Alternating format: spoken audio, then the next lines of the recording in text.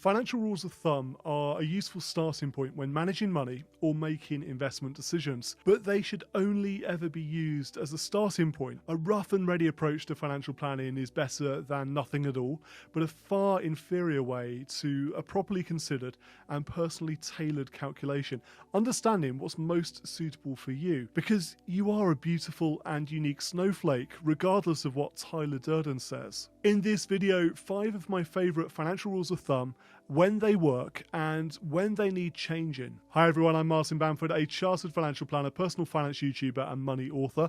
On this channel, I talk about personal finance, investing and happiness. I make these videos to help you become wealthier and happier. If that sounds like a great result, click on that little red subscribe button, become a part of our subscriber community. It's completely free and you'll never miss an episode. How should you best allocate your income each month? Rule of thumb number 1 is called the 50-30-20 rule, popularized by Christian financial guru and anti-masker Dave Ramsey. This rule is simple. Allocate 50% of your income to essential expenditure, 30% for the stuff that you want, and then 20% for your future goals. There's an even simpler way of looking at the 50-30-20 rule, and that's to say save or invest 20% of your income for the future and then live off the rest. In the absence of a proper budget, the 50-30-20 rule isn't a terrible place to start. We all need to split our income between needs, wants, and the future. These are the 3 key spending categories. However, the rule doesn't necessarily work for everyone. Lower earners probably can't afford to spend just half of their income on necessities. In the early stages of your career, when you're earning a modest salary, you might find that 80% or even more of your income goes on the essentials, leaving very little for fun or the future. Advocates of the FIRE movement, that's financial independence, retire early, they will encourage you to push that 20% future savings rate up as high as possible, over 50% in some cases. The higher your savings rate, the faster you can progress towards financial independence. That's because it's not the rate of return that you get on your investments that makes the biggest contribution to building wealth, but how much you put into your investments in the first place. Save more, retire sooner. Rule number 2 is the 6-month emergency fund rule. You'll hear financial planners like me saying this all the time. We should aim to have between 3 and 6 months worth of essential expenditure saved in a cash emergency fund or a rainy day fund. This is the money we squirrel away for when unexpected emergencies crop up, so we don't get into debt to repair the car, the boiler, the roof, whatever it is that's suddenly broken. A couple of thoughts then around this rule. Firstly, it's generally a good rule. If you build up a cash emergency fund equivalent to 6 months worth of what you normally spend, you're going to sleep a whole lot better at night.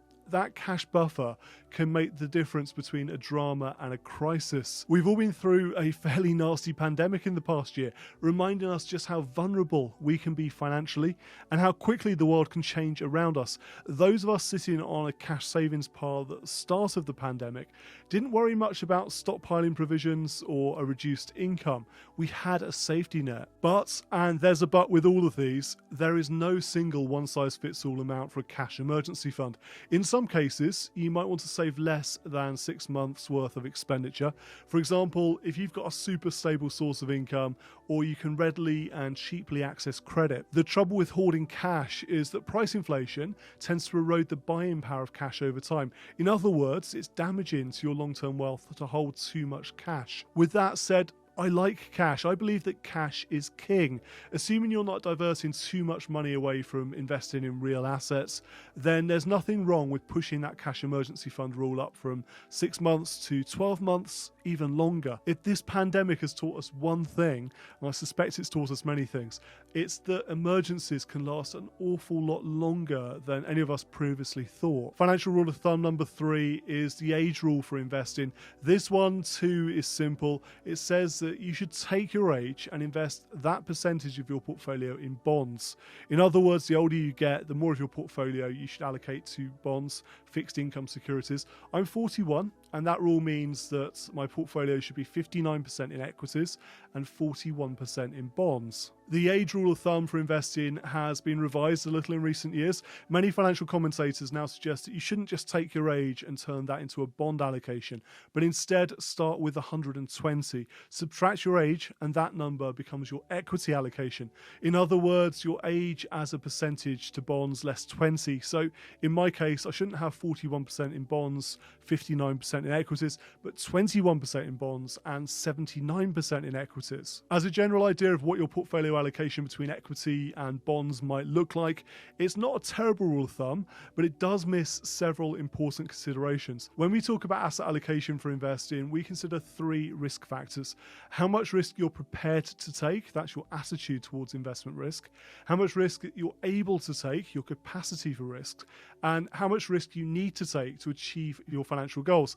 Investing allocations really should be personalized based on what you're trying to achieve with your money. Yes, the younger you are, the more risk you should be prepared to take and the more risk you're willing to tolerate, which does suggest a higher equity allocation. But this rule of thumb is too simplistic for my liking. It's also too simplistic in terms of allocating between only equities and bonds.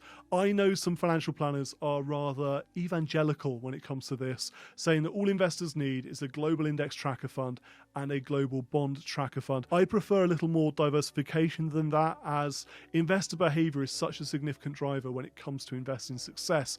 Greater diversification doesn't reduce the likelihood of long-term returns by very much, but it does dampen the volatility, the up and down movement in your portfolio, and that makes you as an investor more likely to ride through the different market cycles. Financial rule of thumb number 4 is the 4% rule. This was developed back in 1994 by a financial planner called Bill Bengen, and it says that investors can withdraw 4% of their investments in the first year of retirement, and then the same amount adjusted for inflation for at least 30 years without running out of money. From the 4% rule, we get the idea that we need to save 25 times our income to achieve financial freedom, as that would build a big enough portfolio to facilitate a 4% withdrawal. The 4% rule isn't especially robust in different countries around the world. It was originally calculated based on investment returns in the US.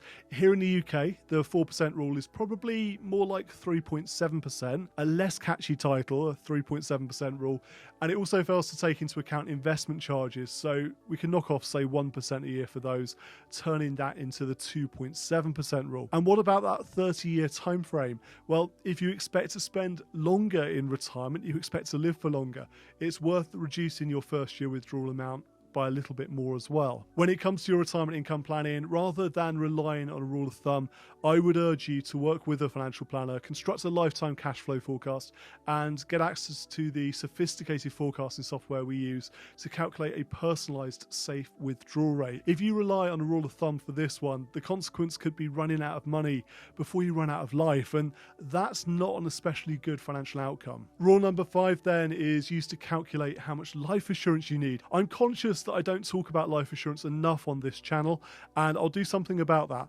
but the life assurance rule of thumb says that you should have cover equivalent to 10 times your annual gross income, and a policy term at least as long as the time it takes for your children to finish university, or your mortgage gets paid off if that's longer. Let's imagine you earn £65,000 a year and your youngest child is 8 years old. That rule of thumb would mean that you get life assurance with the sum assured, that's the amount of life assurance cover, of £650,000 with a term of 13 years until your youngest child is 21 years old. Any life assurance is better than having no life assurance.